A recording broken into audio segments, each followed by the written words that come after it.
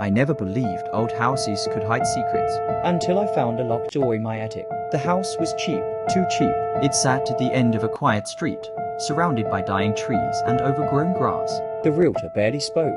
She rushed me through the rooms, avoiding eye contact whenever I asked why the price was so low. The previous owners left suddenly, she said with a forced smile. No explanation, no details, but I needed a place I could afford. The first night felt normal, quiet, almost too quiet. Then, at exactly 2:13 a.m., I heard it. A slow, heavy creak came from directly above my bedroom. It wasn't just the house settling. Those were footsteps. Slow, dragging footsteps. Then came 3 soft knocks. Knock, knock, knock, right above my head. The next morning, I searched the hallway. At the far end, I noticed a narrow wooden ladder hanging from the ceiling. The attic smelled like mold and old wood.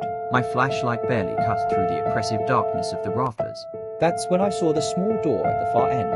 It looked newer than the rest of the house, and it was locked. Every night, the sounds returned. Footsteps, scratching, and soft whispers I couldn't understand. Always at 2:13 a.m. one night, I heard a woman's voice, faint but clear. She whispered, "Don't let him find it." I rushed upstairs. The attic ladder was already open.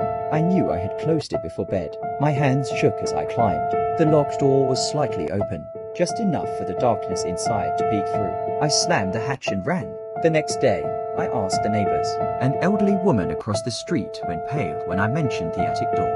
"The Morgan family lived there," she whispered. "They vanished. Only the youngest daughter was ever found, screaming about something in the attic. That night, the pounding started. Bang, bang, bang." It sounded like someone was trying to break through the attic wall. I stepped inside the tiny room.